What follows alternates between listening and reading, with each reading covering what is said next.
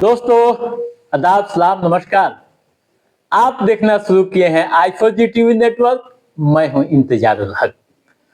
आज के इस खास वीडियो शो में हम बात करेंगे पश्चिम बंगाल की सियासत के बारे में।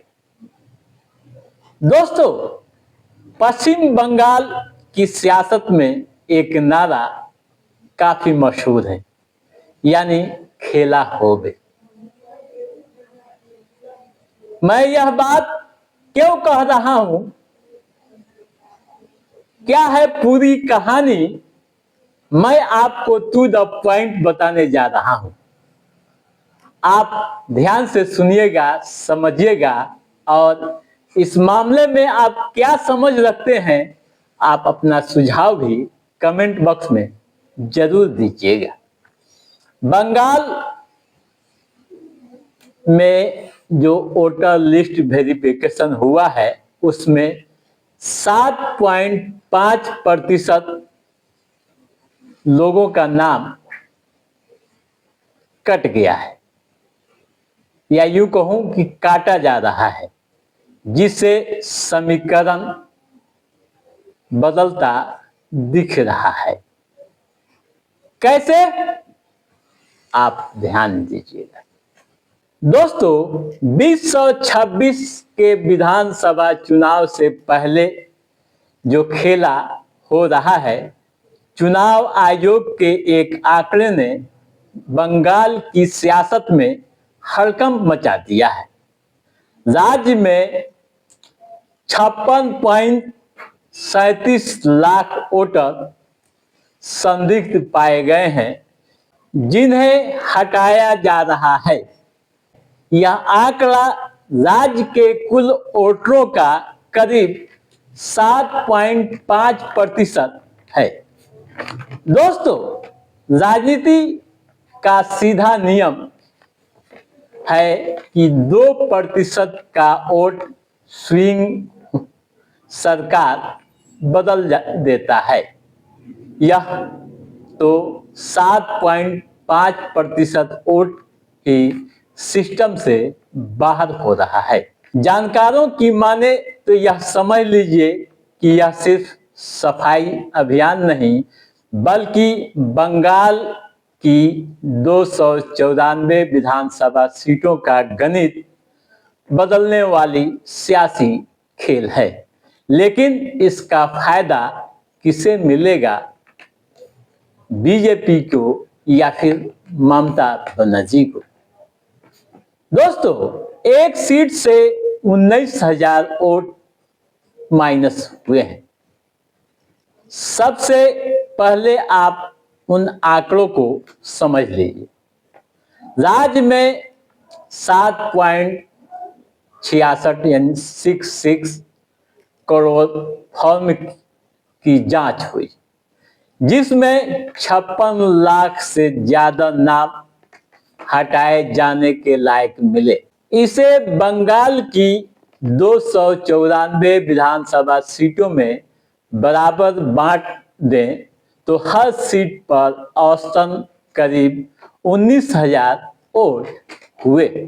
दोस्तों आप खुद सोचिए कि जिस विधायक की जीत का अंतर ही पिछले चुनाव में 5 से 10,000 वोटों का था, अगर उसकी सीट से अचानक 19,000 वोट गायब हो जाए तो उसकी जीत का क्या गारंटी है? यह संख्या इतनी बड़ी है कि किसी भी उम्मीदवार की जमानत जब्त करवा सकती है या फिर हारे हुए को जिता सकती है। नंबर 1 पॉइंट, इस सर्जिकल स्ट्राइक का सबसे अधिक असर उन सीटों पर होगा जिन्हें मार्जिनल सीट्स कहा जाता है। 2021 के नतीजों को आप देखें तो बंगाल में 80 से 90 सीटें ऐसी हैं जहां जीत हार का फासला 15,000 वोटों के अंतर से कम रहा। मान लीजिए कि किसी सीट पर टीएमसी या बीजेपी का उम्मीदवार 5,000 वोट से जीता है। अब वहां लिस्ट पुनरीक्षण में 19,000 नाम कट गए। गणित कहता है कि कटने वाले वोट जीत के अंतर से 4 गुना ज्यादा है। अगर इन कटे हुए वोटों में थोड़ा भी झुकाव किसी पार्टी की तरफ था तो उस सीट का रिजल्ट बदलना 100% तय माना जाता है। दोस्तों, मुर्दा वोट तो ठीक, लेकिन 30 लाख लापता लोग कौन?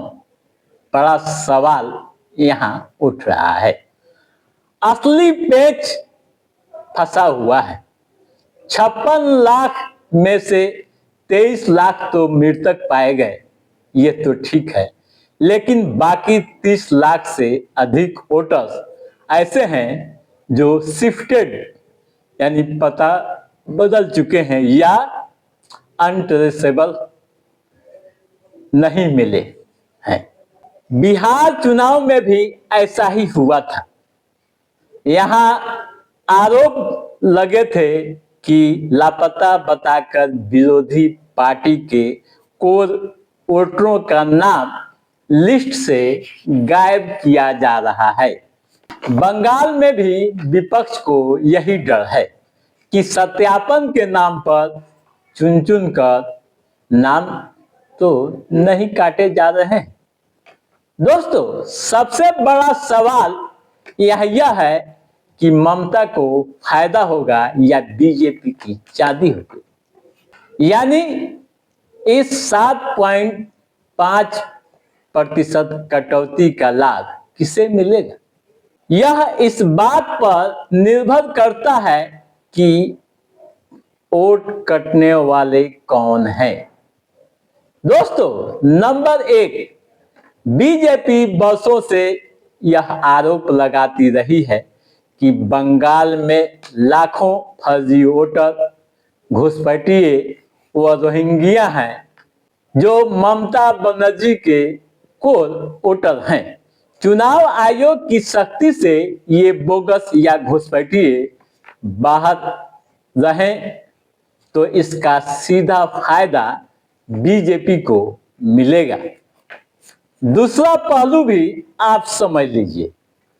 दूसरा पहलू यह है कि बंगाल में बड़ी संख्या में लोग काम करने बाहर जाते हैं, बाहर रहते हैं काम के सिलसिले में या अपना पता बदल देते हैं। अगर बीएलओ ने स्थानीय प्रशासन के प्रभाव में आकर बीजेपी समर्थक वोटरों को अनट्रेसेबल बताकर लिस्ट से बाहर कर दिया है तो सीधा लाभ ममता बनर्जी यानी टीएमसी को होगा।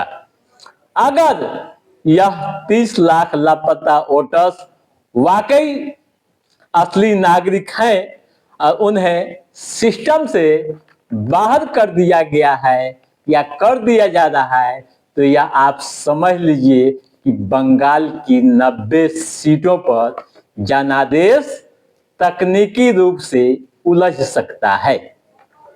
वैसे अब यह देखना दिलचस्प होगा कि यह 7.5% की कैंची ममता के वोट बैंक पर चली है या बीजेपी के समर्थकों पर। ठीक है दोस्तों, तो आप समझ गए होंगे तमाम तरह की बातें। तो दोस्तों, आज के इस एपिसोड में बस इतना ही। कैसा रहा हमारा ये एपिसोड आप लाइक और कमेंट करके हमें जरूर बताइएगा। यदि आपने हमारे चैनल को सब्सक्राइब नहीं किया है तो सब्सक्राइब भी कीजिएगा ताकि इस तरह की महत्वपूर्ण जानकारियों से संबंधित, राजनीतिक घटनाक्रमों से संबंधित जो भी अप टू डेट है उसे हम समय समय पर आपके बीच पहुंचाते रहेंगे। तब तक आप अपने दोस्त को दीजिए इजाजत। नमस्कार।